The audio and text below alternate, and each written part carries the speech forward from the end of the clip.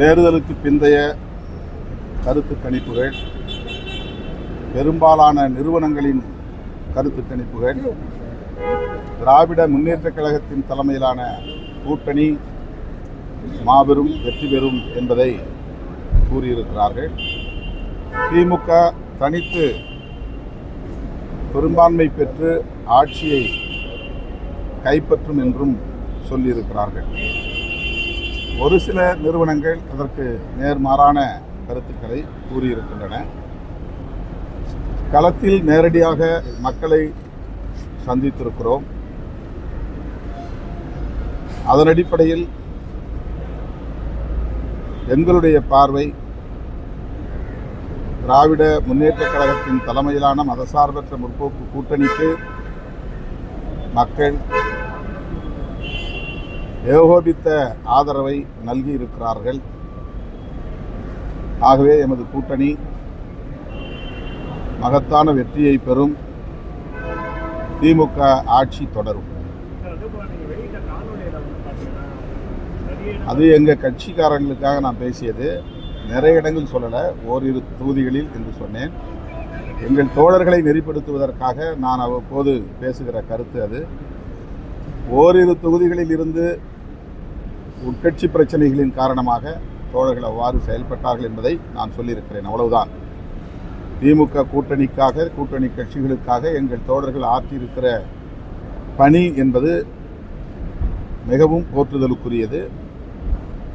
திமுக கூட்டணி கட்சிகளை சார்ந்த வேட்பாளர்கள் வெளிப்படையாகவே அதை பேசியிருக்கிறார்கள், என்னிடத்தில் சுட்டி காட்டியிருக்கிறார்கள்.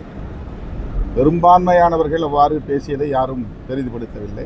ஓரிரு இடங்கள் என்று நான் சொன்னதற்கு அதை ஊதி பெருக்குகிறார்கள். திரும்ப திரும்ப விடுதலை சிறுத்தைகள் கட்சியை குறிவைத்து திமுக கூட்டணிக்குள் குழப்பத்தை ஏற்படுத்த சிலர் முயற்சிக்கிறார்கள். அவர்களின் எதிர்பார்ப்பு நிறைவேறவில்லை, அவர்களின் கனவு நனவாகவில்லை, அவர்களின் ஆசையில் மண் விழுந்துவிட்டது. திமுக கூட்டணியை சிதறடிக்க எவ்வளவோ முயற்சிகளை மேற்கொண்டார்கள், பகீரத முயற்சிகளை மேற்கொண்டார்கள். அத்தனை சதி முயற்சிகளையும் முறியடித்த இயக்கம் விடுதலை சிறுத்தைகள் கட்சி. மீண்டும் அவர்கள் ஏமாந்து போவார்கள். வாக்கு எண்ணிக்கையின் போது அரசியல் கட்சியினுடைய அலுவலகம், முக்கியமான இடங்களில் பாதுகாப்பு வேணும்னு சொல்லிட்டு திமுக அமைப்பு RS பாரதி தேர்தல் ஆணையத்தில் கடிதம் எழுதியிருக்காரு. ஸோ நாளைய சூழல் எப்படி பண்ண வாக்குப்பதிவு முடிஞ்சிருக்கு, நீங்கள் என்ன நினைக்கிறீங்க? இது வழக்கமான ஒன்று தான். தேர்தல் ஆணையத்துக்கு கூட்டணி சார்பில் இந்த கோரிக்கை வைக்கப்பட்டிருப்பது ஒரு புதிய நடைமுறை அல்ல. வாக்கு எண்ணிக்கையின் போது உரிய பாதுகாப்பை தர வேண்டும் என்ற கோரிக்கை திமுகவின் பொறுப்புணர்வை வெளிப்படுத்துகிறது, அவ்வளவுதான்.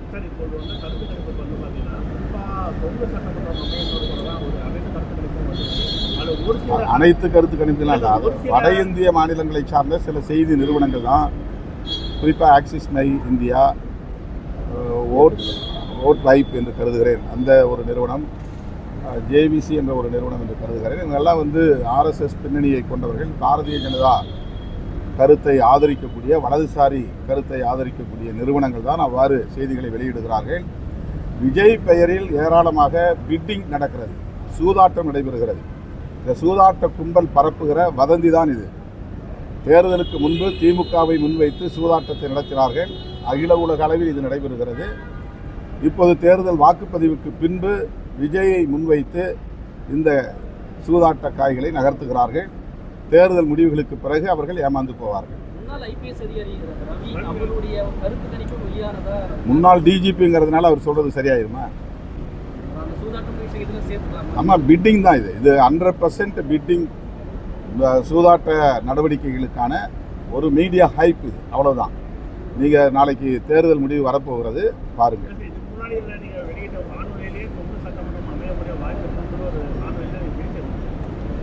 அதனால் என்ன, என்னுடைய யூகம் இல்லை, அந்த மாதிரி இல்லை. களத்தில் நான் நேரடியாக 40க்கும் மேற்பட்ட தொகுதிகளில் பிரச்சாரம் செய்திருக்கிறேன். எங்கள் தொகுதி 8 தொகுதினா தோழமை கட்சியினுடைய வேட்பாளர்களுக்கும் நான் பிரச்சாரம் செய்திருக்கிறேன். நேரடியாக பார்த்த வகையில் ஒவ்வொரு தேர்தலிலும் மக்கள் எப்படி எதிர்வினை ஆற்றுவார்கள் என்பது தெரியும். நேரடியாக களத்தில் கண்ட அனுபவத்திலிருந்து நான் சொல்லுகிறேன், திமுக கூட்டணி வெற்றி பெறும், திமுக தனித்தே ஆட்சி அமைக்கும். திமுக மாணவர்கள் தற்கொலைகள் வந்து அதிகமாயிட்டாங்க அப்படின்னு சொல்றாங்க. அப்படியானா இப்போ தற்கொலைகள் அதிகமாயிட்டாங்கன்னு சொன்னால் அதிமுகவிற்கு ஓட்டு போட்டவர்கள் திமுகவுக்கு வேண்டி ஓட்டு போட்டவர்களோ அறிவாளிகளோ விஜய்க்கு போட்டவர்கள் வந்து தற்கொலையாகவும் ஒரு கட்டமைச்ச விஷயத்தை நீங்கள் எப்படி பார்க்குறீங்க? நீங்கள் ஒரு சமூக நீதி எல்லாம் பேசிட்டீங்க. இளைஞர்கள் வந்து தற்கொலை வந்து எந்த விதத்தில் வரவேற்பார்கள்? அந்த கருத்தில் எனக்கு உடன்பாடு இல்லை. மக்களை நாம் எப்போதும் கொச்சைப்படுத்தக்கூடாது. நமக்கு வாக்களித்தாலும் வாக்களிக்காவிட்டாலும் அவர்கள் நம்முடைய மக்கள், வாக்காளர்கள். அவர்களை உரிய முறையில் மதிக்க வேண்டும் என்பது என்னுடைய வேண்டுகோள். அதாவது நான் விடுதலை சிறுத்தையில் அப்படி எங்கேயும் பேசுனதில்லை. அந்த சொல்லாடலை நாங்கள் கையாண்டதில்லை.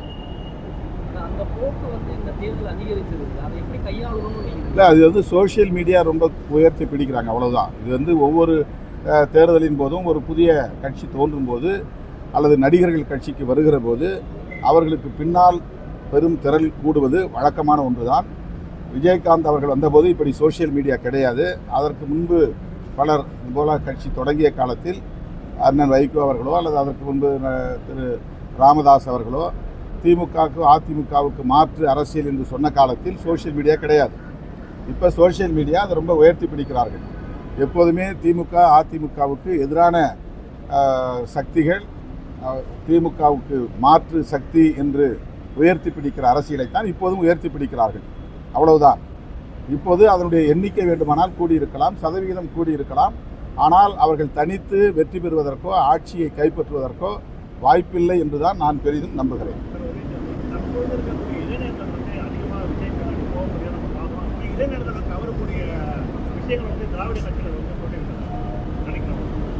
இளைஞர்கள் நிறைய வந்து விஜய்க்கு எதிராகவும் வாக்களித்திருக்கிறார்கள். அதை யாரும் பெரிதாக பேசுவதில்லை. எவ்வளோ இளைஞர்கள், இளம் தலைமுறையினர், குறிப்பாக நீங்கள் சொல்கிற மாதிரி இந்த 20ஆம் நூற்றாண்டு தலைமுறையினர் 100% அப்படியே வந்து ஹீரோவுக்கு பின்னால் போயிட்டாங்களாம் வந்து சொல்ல முடியாது. அவருக்கு எதிராக பேசக்கூடியவர்களும் ஏராளமானவர்கள் சமூக ஊடகங்களில் இருக்கிறார்கள்.